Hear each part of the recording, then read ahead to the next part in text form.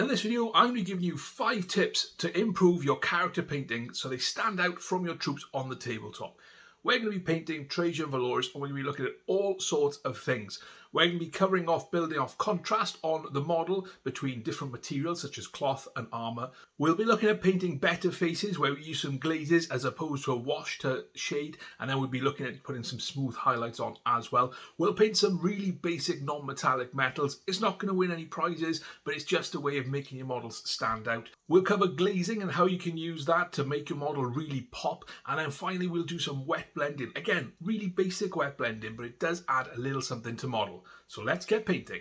Now, if you were painting this in the traditional way, you might base coat it, put a wash and then highlight, but we're not going to do that because we want to really build up that contrast between the shadows and the highlights. So I'm basing this cloak with Mephiston Red. Now it is going to take me 3 thin coats to get the nice smooth red all over. Once I've done that, it's time to think about the shadow. So let's have a look at the wet palette. And I've basically got the colours that I used for painting the inside of the cloak here. And what I want to do is I want to start to transition the shadow using some Khorne Red and mixing a little bit of that with Mephiston Red. Now, once I want to get down to the darker shadows, I'll mix some black into that mix as well. And that will give me the depth that I'm looking for. So whilst I'm mixing this in, let's have a look at it on the model. So all I'm doing is painting this into all the folds of the cloak on the back and also the tabard around the front. So just make sure you pop it in there. If you make mistakes, you can obviously go back in and cover it up using more Mephiston Red. Now this paint is quite thin, so even though it might look dark when it goes onto the model, as it dries it will start to blend in, and what we're looking to do is really build up this transition into the deepest recesses. So you can see that once that's dry, we've got a really nice transition from the Mephiston Red to the shadow. If there are any mistakes, again, cover them with Mephiston Red. So now it's time to push the value, and we'll get a really nice highlights that will really help show the contrast just within the confines of the red cloth. First thing we're going to do is take some Evil Sunz Scarlet, and we're going to work this over all those areas that are either raised edges or big areas of folds where we want to have that nice bright red. Now take your time with this. We are working across a fairly large surface, so make sure your paint is thin and that you're prepared to build up a nice number of layers to get that transition really smooth. We'll start highlighting using a 50-50 mix of Wild Rider Red and Evil Sunz Scarlet, and we're still looking for those volumetric highlights, for those area highlights, as opposed to anything sharp at this point. Just moving and leaving slightly more Evil Sunz Scarlet on display. So work across the model again, make sure your layers are thin. They should blend quite nicely if you do that, and you don't have to worry about going back in and wet blending or anything like that. This is a good step up if you're looking to enhance the detail on your models. Next, we'll go in and identify some of those hard surfaces as well as some of the most prominent folds, and we're going to use pure Wild Rider Red for this. So this is going to start to tilt the colour towards orange a little bit. Don't worry, I'll show you how to fix that later on down the line. But what we're looking to do here is just catch all those creases, and you'll start to see the red cloak and the red tabard come to life and start to really pop at this stage. The final stage on the cloak and tabard is really going to jump the value of this red. So we're going to mix some Ungor Flesh in with that Wild Rider Red, just a little bit, not too much, and this will punch it up to that orange colour. So again, what we're looking to do with this is paint it inside that last layer of Wild Rider Red. So this is the sharpest highlight. Again, take your time and work your way across the model. If you do make any mistakes, you can always paint over it, because if you're using a wet palette, the paint will still be there. And this is one of the main benefits of using a wet palette, as well as thinning your paint and helping it stay at the right consistency. Having it there ready if you need it is a massive bonus, and if you've made some mixes, they'll still be there waiting for you. You don't have to worry about it drying out and then getting the exact same mix. I use a Redgrass Games wet palette. You can find the link in the description. So we've got a really nice, bright, vibrant red on the model, and we've built quite a nice bit of contrast. You could probably push it even more into those shadows and go for a pure black if you wanted to. So let's look at how we now provide contrast across the model. So this model has got predominantly gold armour. Now if you look on the website, it's got a nice warm gold armour. I'm going to show you how to paint something colder. So you'll have a nice warm red cloak and then a colder gold armour. So the first thing we're going to do is take some Rhinox Hide and mix that 50-50 with Retributor Armour, and then we're going to paint this over absolutely all of the armour on the model. Now this is an old-fashioned way of doing it, or it might be quite a modern way, but I remember doing this years ago when you were first painting gold, before Games Workshop brought out the new range of paints. This is how it was done. So we're going to paint this all over, making sure we're careful not to get it over any of the red we've already finished. I'm then going to slowly and progressively add more Retributor Armour into that first mix. So we're going from 1-to-1 to 2-to-1 Retributor Armour, and then eventually we're going to go up to pure Retributor Armour. And I'm just painting this on the most raised surfaces of the model, because they're the ones that are going to catch the most light. And this will leave that slightly colder gold in the shadows, and we're going to really build up to a nice overall cold gold effect as well. Now, you can also add a little bit of green in if you want to go really cold. I don't want to go quite that far, so I'm just happy doing this. But you can see as I work across the model, it's starting to really brighten up a bit, and now we're at the point where we can start to think about highlighting. The first highlight is with Liberator Gold, and I'm just popping this on those areas that are going to catch the most light and reflection. So the armour is quite textured, there's very few smooth parts on it, so it's really important that we think about where the light is coming from and then we apply the paint in those spaces. So there is going to be quite a lot of detail that perhaps you traditionally highlight as part of the edge highlighting routine that you may be leaving in shadow for this. That's okay, we'll just work our way around and get this done. When we're happy with those Liberator Gold highlights, we'll just push it one final time using white gold from Pro Acryl.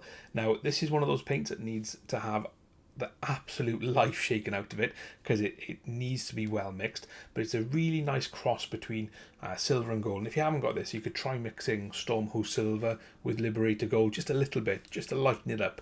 And again, this is quite a cold highlight colour, so this will help accentuate it across the model. And once you've added this to all those extreme edges, you can really see how we've created fantastic contrast between the red and the gold on the model. So I think this has turned out really nicely. Let's have a look at what other tips we can do to help us complete this enhanced version of painting our models, and how we're making our characters that little bit better than our rank and file troops. Next up, we're going to look at painting better faces, and essentially that means smoother faces. So we're going to do a Caucasian skin tone on this one. Let's jump into it. If you've watched any of my simple skin painting tutorials, you'll know that I normally chuck on some Cadian flesh tone, wash it with Reikland Flesh Shade, highlight with Cadian, highlight with Kislev, and then highlight with Flayed One Flesh. Now, that looks fine on rank and file models, but we want to push this a little bit more. So the first thing we're going to do is base the face using Bugman's Glow, and it's going to be 2 or 3 quite thin coats of Bugman's Glow because we don't want to cover up any detail. Once that's dry, we're then going to take a 50-50 mix of Ushabti Bone and Cadian Flesh Tone, and we're going to paint this all over that Bugman's Glow that we've just laid down. And this is going to be the base layer for the skin that we're first going to shade and then highlight up from. The first shade is going to be using that Bugman's Glow, and we're going to thin this down to a glaze consistency, and we're looking to just work this into all those shadow areas. This is a really nice and easy one to do. Again, if you make any mistakes, you can just paint over it using the base layer. Once that's dry, take a little bit of Doombolt Brown and again thin this down very thin, and make sure you've got hardly any on your brush. And we're just going to glaze this into those deepest recesses, so where the face actually reaches the neck portions, the neck socket, and also around where the beard starts on the face as well. Once this dries, it should blend down quite nicely. We'll highlight up the face next, and we're going to focus on the most prominent features such as the nose, the brow and the cheekbone. So we're just going to mix a little more Ushabti Bone into that base mix. So it's about 2-to-1 Ushabti Bone to Cadian Flesh Tone, and we're going to start to highlight everything. Now, this is a really easy, straightforward step. You can cover over any mistakes you may have made, and you'll start to end up with a really effective looking skin tone. To paint the eyes on the model, get yourself a pair of these 3.5 times magnification. Fantastic. I'll put a link in the description. I can't paint eyes without them, which is why I really struggle to paint them in videos, because everything gets in the way and I can't actually get enough focus. We'll paint the eyeballs with an off-white mix. I've used Administratum Grey and White. You can use something like Pallid Witch Flesh. And then once that's done, we try and dot the pupils. Now, this is so much easier with those magnifiers on, so I am going to struggle and I am going to have to go and tidy this up off cam. Non-metallic metals can be challenging and quite scary, so I'm going to show you how to do a really basic technique here, following the design that Games Workshop have got on their website for the eagle on the back of Trajan's cloak. Now, I am totally aware that my non-metallic metal technique is not going to win me any prizes whatsoever. The point of this is to give it a go and see how it can enhance some of the materials on your models. So I'm going to base the eagle on the back of this cloak using XV88, and the good thing with this is if you look at the box art, you can see where all the shadows and lights are, so you can just copy them, and it's about practicing the technique. Then I take some Nuln Oil and shade the entirety of that eagle, and hopefully that'll drop into those recesses and give me those shadows. When it's completely dry, I'm then going to go back to XV88 and use this to then highlight everything. And again, I'm following that map that we've been given by Games Workshop. The picture on the website of Trajan Valoris is a cloak where you can see where all the detail lies. I'll then continue the highlighting using Zamesi Desert, which has got a nice hint of yellow in it. This is quite thin, so you might need to add a couple of coats. And I'm just going to build this up again along those lines of where those highlights are. And I'm going to start to just try and feather it into that XV88 just to smooth the transition a little. Once that's done, I'm going to then mix some Ushabti Bone into the Zamesi Desert, and we're really starting to go forward with the highlights and really push the value up. So again, following what we've got on the box art, we're just going to pick out those areas that have got the brightest lights on them, and we're going to, again, we're just practicing how to do this non-metallic metal. We're not winning any competitions, we just want to add more interest. If you do want to tame the edges a little bit, then just take a mix of the colour that you put down underneath. So in this case, that pure Zamesi Desert, I'm just going to thin it down, wipe my brush off, and then just feather that edge. And this works a little bit like a glaze, and it should hopefully blend that all together. The last but one layer is pure Ushabti Bone, and we're looking to highlight all of the edges with this step as well. So just take your time. Again, it is looking a little bit rough at the moment. You can go in and smooth it out as much as you want with some glazes over those transitions, and we'll talk about glazes a little bit in a second.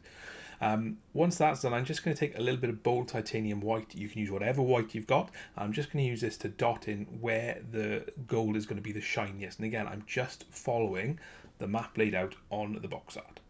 Glazing is a really simple way of making your models pop and adding a little bit of additional colour in there. It's also a way of maybe shading something back, and you can also use it to really help with blending. So let's have a look how we can use it to really enhance what we've already done on Trajan Valoris. We can use glazing to adjust the hue or to smooth some blends, and if you look at this on my hand now, the paint is extremely thin. So this is an Evil Sunz Scarlet. It's very thin. I've wiped my brush on a paper tissue before I've come to my hand, and you can see there's hardly anything on my brush. What I'm now going to do is paint this all over the red areas of cloth, because I said earlier it was going a little bit orange, so this will bring it back and really punch up the value of that red. So just paint it in nice long strokes. You don't want to be dotting this on unless you're doing some blending using a stippling effect, which is very, very effective. This is more about covering all of the cloak in a nice smooth layer, and if you feel you need to put a second one to punch it up even more, then you can do so. I also wanted to boost the vibrancy of the eagle on the back of the cloak, so I took some Imperial Fist contrast paint, wiped most of it off my brush, and just glazed over it in one layer using this. Now this really punches up the yellow values, so it starts to warm that eagle a little bit, and it does help with some of the janky transitions that we've got on there as well at the same time. The last tip I'm going to give you is covering off how to do a really, really basic wet blending. Now this is really simple, really easy. Let's have a look at it in action, and then we'll see the results at the end. Wet blending is essentially smushing two colours together to get a nice transition between the two. So I've already painted the fur with some Mournfang brown. I'm going to try and do a blend across the face. So I'm going to paint half of the head with Mournfang brown. While that's still wet, I'm going to clean my brush and get some Kislev flesh. I'm going to paint that on the front part of the face. And as you can see, all I'm doing now is working that Kislev flesh into that Mournfang brown until I get to a stage where I think the transition is really nice. Now, the Kislev flesh is a little too light to go straight over that black undercoat, but that's okay because I'm going to build that Kislev flesh up in layers towards the front, and that's going to give me a nice smooth transition across the two. Once that's completely dry, I'm going to build up that Kislev flesh like I just mentioned, and this is really going to help accentuate the front of the snout on this particular model. I'm also going to start to highlight a little bit further back towards that transition between the Mournfang brown and the Kislev flesh. And what I may also do is use a mix of Mournfang brown and Kislev flesh to highlight the back of the head, which is where it's predominantly Mournfang brown, and this will hopefully from a distance bring everything together. The last thing to do is to just bring some more highlights to that area. So I'm using a little bit of Screaming Skull on that Kislev flesh to start with. And then once I'm happy with that, I'm going to take a little bit of Pallid Witch flesh, which is again a much nice brighter colour. And that'll really make it pop from a distance. So that is a really quick wet blend. Again, it's not perfect, but it just looks really nice on the model and adds a different kind of visual aesthetic to it.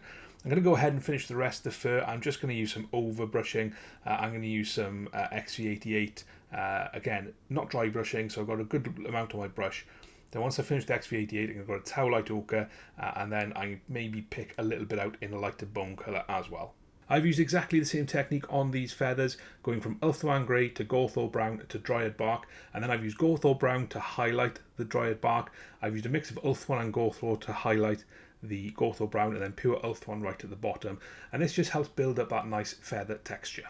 So there we go, the 5 really simple techniques you can do to boost your character painting to make them stand out from your rank and file model. Let's look at 2 different examples side by side. We've got Trajan, who we've just painted, and an Adeptus Custodes Alaris Terminator I painted ages ago on the channel. And you can really see how Trajan stands out.